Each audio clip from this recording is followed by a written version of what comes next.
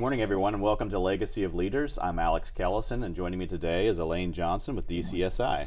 Good morning, Elaine. How are you? Good morning, Alex. Fine. Thanks for joining us today. Tell us a little bit about what DCSI is and what the company does. DCSI was founded actually 31 years ago by Susie Lemon. It is a state-of-the-art, industry-leading human resources consulting, services, and support organization that serves companies from all sizes, from not-for-profits to startups to companies that have a global presence. Wow. So A to Z and everything in between is what it sounds like. A to Z and everything in between, supported by an awesome team of experts in compliance, compensation, many of them who have served as human resource leaders in a number of companies. And tell us about your role in DCSI. My role was a collaboration and a realization of a long time discussion that Susie and I have had of partnering together. So about a year ago, we started to talk about a possible collaboration. I had started Exelon Advisors a year earlier that focused on human resources advisory services and helping companies through transformation when they were growing through mergers and acquisitions. It was a perfect complement to the great work that DCSI was doing, so we launched our advisory services practice about a year ago. So bringing that new capability to some of our clients, larger clients that are going through transformational change. Okay, so you saw a clear opportunity there. What have been some of the challenges since you've started on that endeavor with Susie? I think the big challenge is just in the recognition of the importance of human capital in the whole mergers and acquisitions process.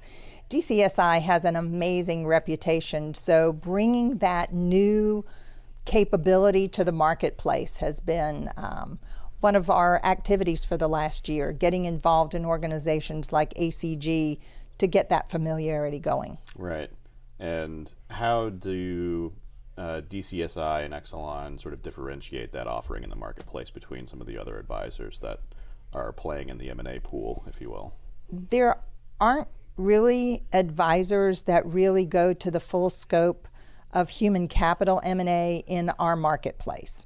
So the advisory services scope can work with an organization from the entire life cycle of a transaction, from deal sourcing to the diligence process, to the execution of the transaction, integration planning, and post-acquisition integration. And those are long-term commitments. But they're the kind of things that will bring richness and help those companies realize what their goals and their deal drivers were from making that kind of an investment. Interesting. And how would you say between today's type of market and environment and HR and particularly the advisory and consulting space is different than it was 5 years ago, pre-COVID? What are some of the considerations or factors that just changed the game for you between then and now? I think in the beginning, it really has to do with the scope of the diligence we might conduct on behalf of the buyer company. We had to expand that scope, particularly in the days of the pandemic, to understand what implications there were for their workforce, what was being lost if they were a government contractor, and then how they've relied on external services and the cost and continuity of those contracts. The way it's expanded now, and particularly in the last year, we've seen a lot more legislative changes. Acts like the one that now requires companies to provide lactation breaks. We've seen changes and expansion of the National Labor Relations Act and the implications for non-compete agreements and non-solicitation agreements. And then we're all now waiting to see where the Fair Labor Standards Act goes in terms of setting a new minimum for those employees that are deemed to be exempt or not exempt from the act.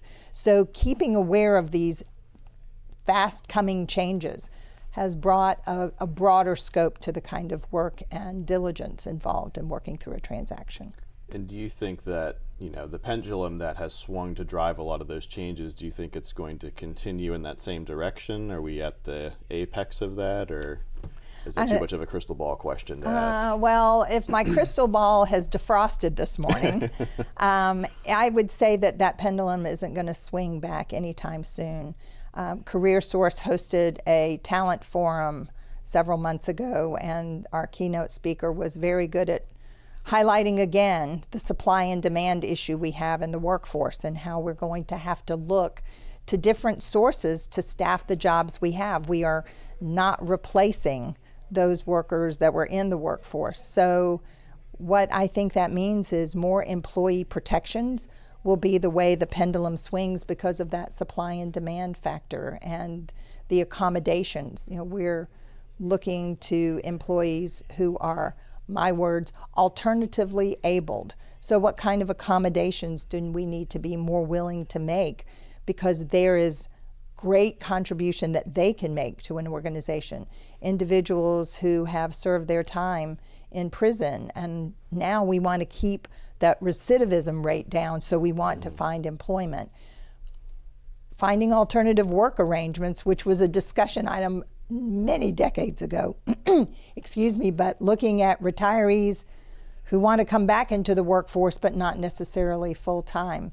And then working to move our immigration laws so that legal immigrants can move through the process more easily, because we're not going to provide that demand from the same sources we did years ago. Right. So it sounds like much more leverage moving to the employee side as opposed to the employer side than it has been. I think the speed of that is going to continue. Oh, interesting. Well, I think that's a great place to leave it, and really interesting conversation with you, Elaine. And again, thank you for joining us this morning. And if you want to learn more about what Elaine does, or DCSI or Exelon, visit dailynewsnetwork.com. Thanks everyone for joining us.